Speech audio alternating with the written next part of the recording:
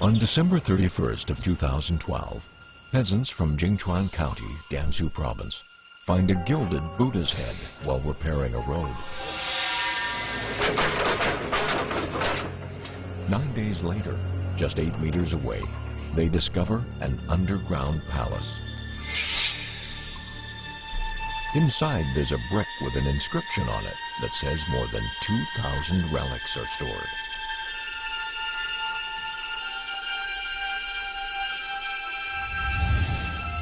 It's by far the greatest hoard of Buddhist relics found to date. Some even speculate that the actual number of relics inside is far greater than 2,000. If they're right, they're on to something that will stun the world.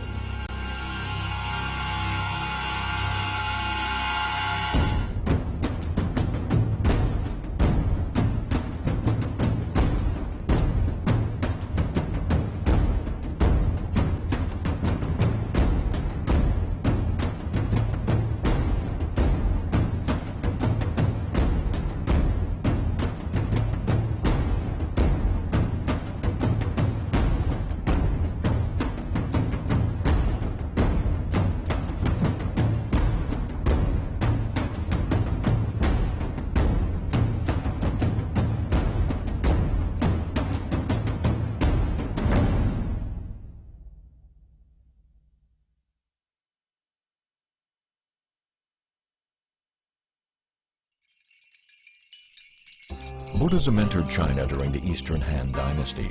The religion spread down the Silk Road and gradually seeped into mainstream Chinese culture. Jingchuan was the last stop-off route to Chang'an. As the influence of Buddhism grew, the town became home to many temples and developed into an important center of pilgrimage. There were at least 133 Buddhist temples and nunneries in Jingchuan County by the end of the Ching Dynasty. Buddhist grottos were scattered all over the country and lined both banks of the River Jing for more than 100 miles. In the heyday of Jingchuan Buddhism, these grottos were home to more than 18,000 monks and nuns.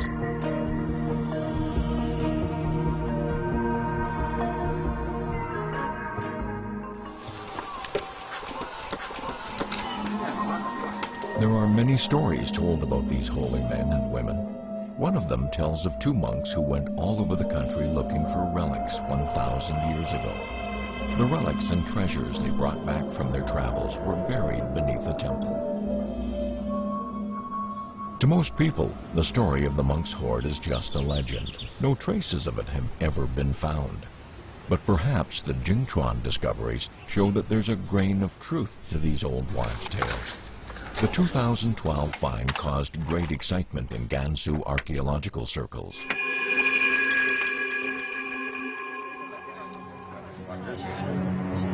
When news of the Buddha head and the underground palace reached the provincial authorities, experts rushed to Jingchuan.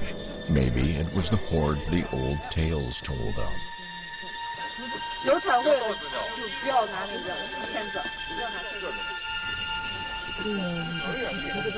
The Gansu Institute of Archaeology got in touch with their colleagues in Shanxi.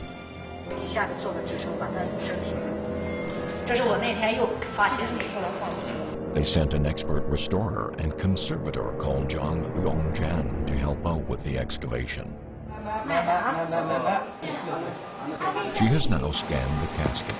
The scan clearly shows 4 bottles and 2 possible teeth. There is also evidence that there are bone fragments in the casket.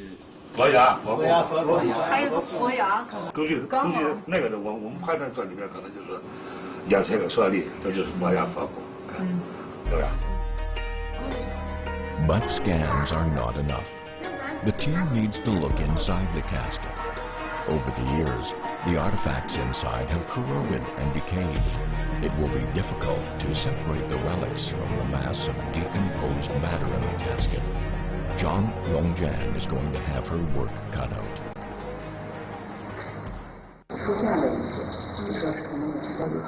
At last, the preliminary cleanup is over. They found the bottle and what could be rib bones.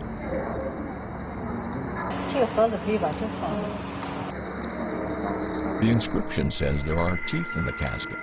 But so far, they can't be sure they've found any. Instead, there are 2 rectangular bottles. 有2个叠压的关系，当时医生的判断呢，说是可能是佛牙，就是跟牙齿类型有点接近的。清理当中，发现呢这个不是说是佛牙，是2个瓶子。 There are no bones or teeth inside the bottles. There could be some in the lacquer box, but they won't know until they can separate it from the bottles. Further investigation will have to wait. 能说明这3个瓶子应该是都有舍利子，应该是都有。再一个就是也是就说是高密度这个阴影应该是也是能证明这个。这个里面还有。 Though the results of a CT scan indicate that there are relics in the round bottles, the team can't open them to find out what's inside. While she's extracting the bottles, Zhang Yongjian makes a surprising discovery. There's a bottle at the bottom of the casket. Its neck is broken, and it is lying upside down. The contents of the bottle might be at the bottom of the casket.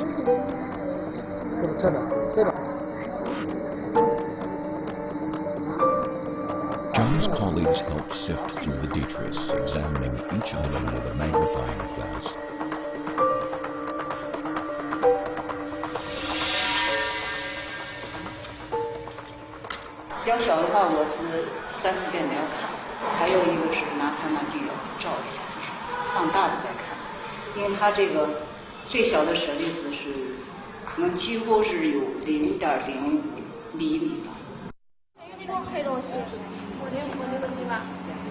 They've been working for about a month now.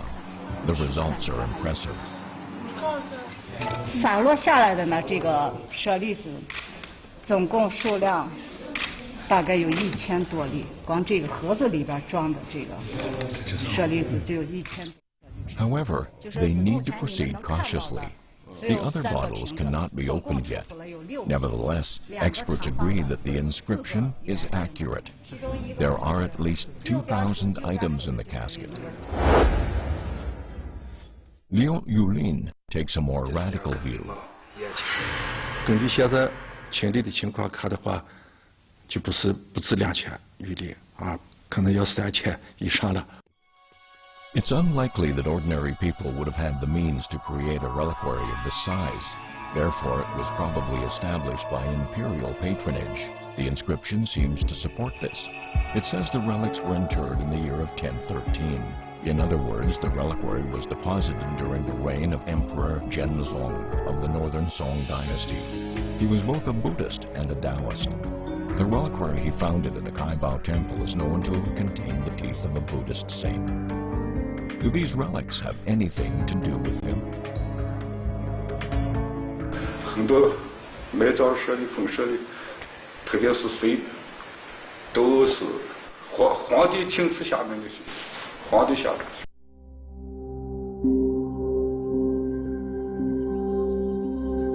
But this idea is rejected after analysis of the inscription on the brick. The 19-line, 416-word inscription simply recounts a well-known legend.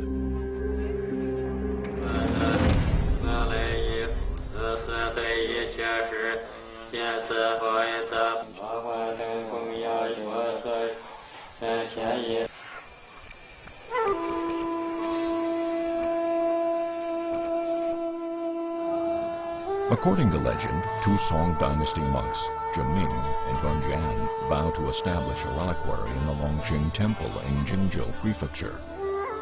They spend 24 years wandering around the country collecting relics. Eventually, Yunzhang falls ill and dies because of the great hardship they undergo on their quest. Ching vows to complete the task.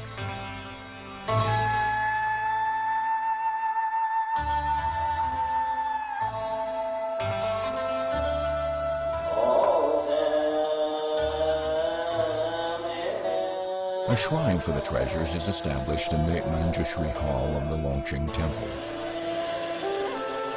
In 1013, Master Huizhou and Abbot Yiying inter the 2,000 relics the two monks gathered on their travels beneath the hall.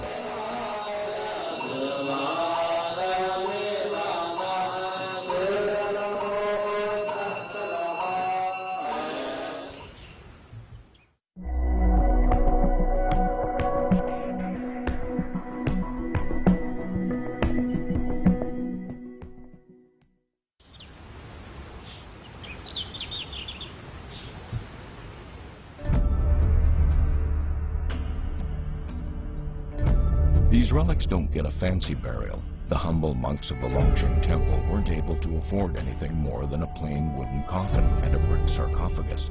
Nevertheless, the establishment of the reliquary is regarded as an act of great religious merit. 唐末以后慢慢走向民间了，世俗化了。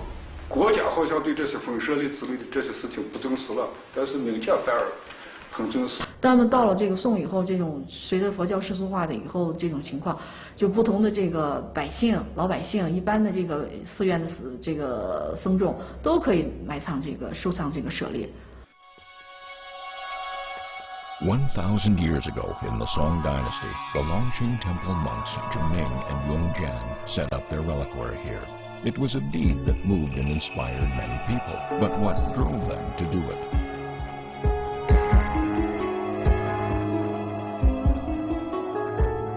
这些碎石块都装上，不然你看他回头最后都踩到土里找不着了。对。 Other items have been found near the excavation site. More than 200 statuettes of Buddha. Figurines like these have a long history. Examples have been found dating from the dynasties before Song Dynasty. However, it's the condition of the statuettes that draws the attention of the researchers. Many of them seem to have been strewn randomly across the floor of the underground palace. Most of them are broken or defaced. 这种它肯定不是说是正常的状态下把它埋藏起来的，肯定是受到一些外界的这种破坏性的这种行为以后，才造成这种造像，就是说出土时候的这种状态。 Buddhism is one of the world's 3 major religions. Though the religion became widespread in China, it was not always approved of by the state authorities. In fact, there were a number of attempts to eradicate Buddhism in China. 学界一般认为跟这个351一宗灭佛有一定的联系，当然也不排除其他的一些原因。 Though it's possible these statuettes were damaged because of natural disaster or war, desecration is a more plausible explanation. Iconoclasm was common during anti-Buddhist campaigns. At the end of each campaign, there were many broken statues and effigies. Faithful Buddhists would collect them and look for an appropriate place to keep them. They often ended up beneath temples. Over time, large quantities of broken statuary accumulated under temples.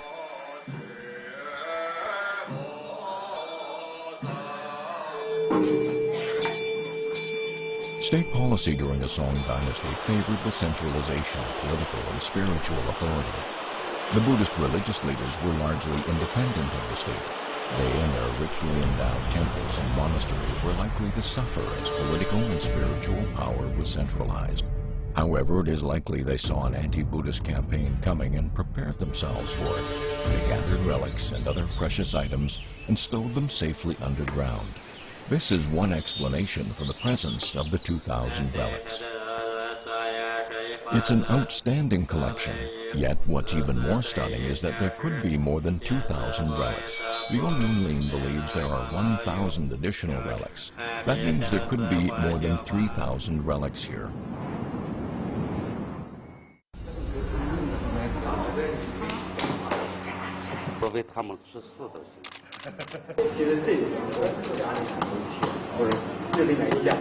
它有这个因果舍利，有佛骨舍利，有正生舍利，还有结晶体舍利，有这个种类非常多。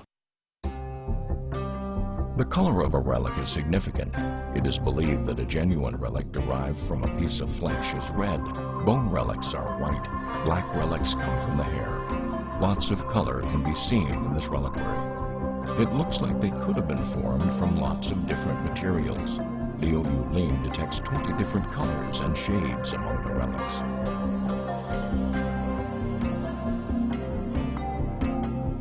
Some of the relics look like jade or stone. Their surface is smooth and glossy, and they have a natural appearance. 4 of these relics are about 2 millimeters in diameter and colored light yellow. These most closely resemble the relics found in the ruins of the Dayun temple in 1964.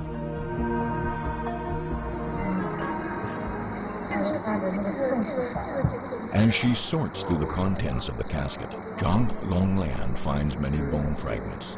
They seem to be remnants of cremated bones. Liu Yulin, however, thinks they are very unusual. 话你如果打上手电筒，你一看那个佛骨上面它都有那个闪光点，就是折射出来的光。折射出来的光是一种白色的光，非常刺眼。 Liu Yulin thinks this is significant. Why do they glitter and glow?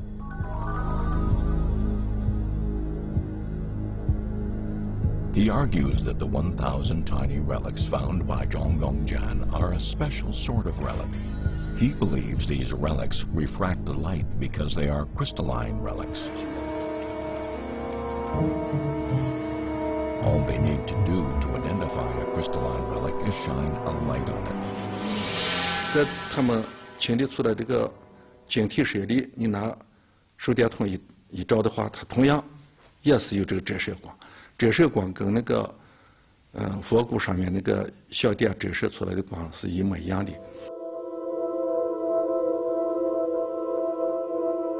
Liu Yulin has never seen anything like this in all of his archaeological career. He comes up with a theory to explain it. 这些白色结晶体的舍利应该是佛骨上脱落下来的，而不是瓶子里倒出来的。Liu Yulin believes these relics are different from the others. These 1,000 extra relics were not originally placed in the casket. 所以我就把它认为是佛骨生出来的舍利。这种舍利应该叫做再生舍利。 Liu Yulin thinks that spiritual power calls some sorts of relics into existence. Though most relics are found in the ashes of a cremated Buddhist saint, others come into existence spontaneously. In 1974, 2 teeth were found in the wooden pagoda of the Fogong temple in Shanxi. Crystals were apparently growing out of the roots of the teeth. The relic teeth had apparently generated more relics. Liu Yulin thinks this is the first recorded instance of bone fragments generating crystalline relics.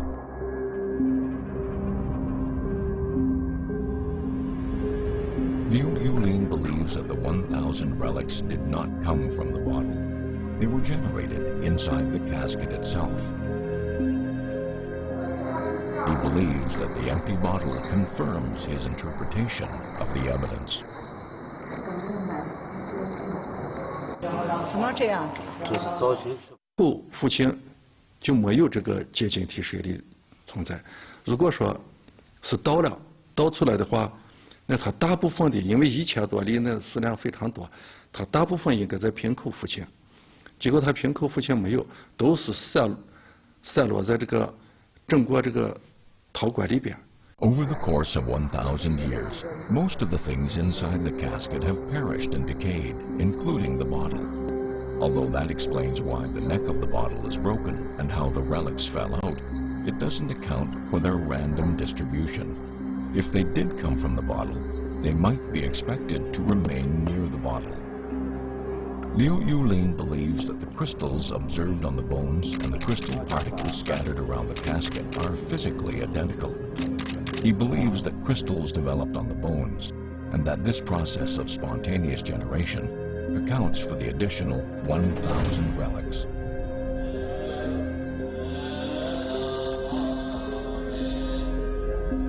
This phenomenon is recorded in a canon of Buddhist scripture and has been observed in the reliquary of the Jingzhou County's Longqing Temple.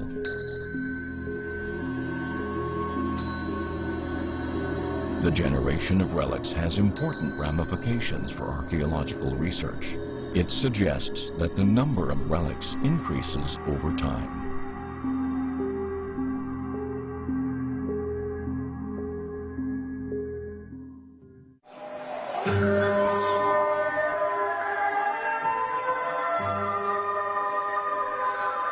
It's June 19th, 2013, the 12th day of the 5th month of the lunar calendar. Monks gather in Jingchuan's Dayun temple. 1,000 years ago, Buddhist relics were buried beneath the Longqing temple. 1,000 years later to the day, the relics are being interred in the underground palace of the pagoda of Jingchuan County's Dayun temple. It's a very special day. It comes around once in 1,000 years.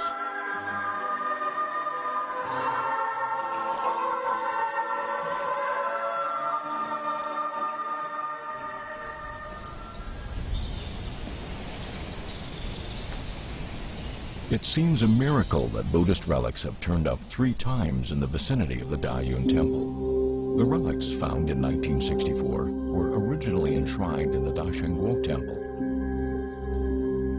When Wu Zetian ordered the construction of a Dayun temple on that site, the relics were rediscovered and buried in style. So important did she regard these relics and promotion of Buddhism, she gave them a king's burial in gold and silver coffins.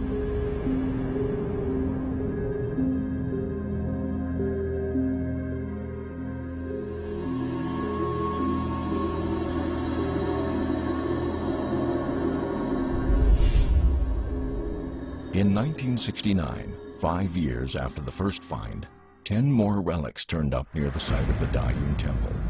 This time the relics were in a stone sarcophagus made on the orders of Huiming in the year of 567. These relics predated the ones found on the site of the Dayun temple by more than 100 years. In January 2013, a third cache of Buddhist relics was found, this time near the east wall of the ruins of the Dayun temple. Inscriptions on a brick suggested there could be as many as 2,000 relics in the casket.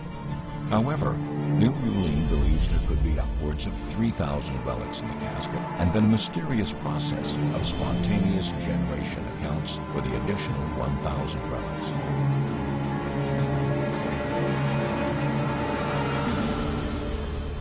Research into the relics found near the Dayun temple continues. The 3 discoveries could be just the tip of the iceberg. Who knows how much more treasure lies beneath the ground waiting to be dug up? The 3 bottles of the 2013 find still await thorough examination. It is likely that more relics will be found inside. Buddhist writings also tell that Ashoka built many pagodas to provide shrines for more than 84,000 relics. 19 of these were built in China. The Dunhuang manuscript records that the Guzhang temple hosted the 9th pagoda. It's widely known that the temple was in Jingzhou Prefecture, but nobody knows exactly where. There's a chance it stood in the town that was swept away by a flood 600 years ago. If so, Jingchuan could be the scene of another remarkable discovery in the years to come.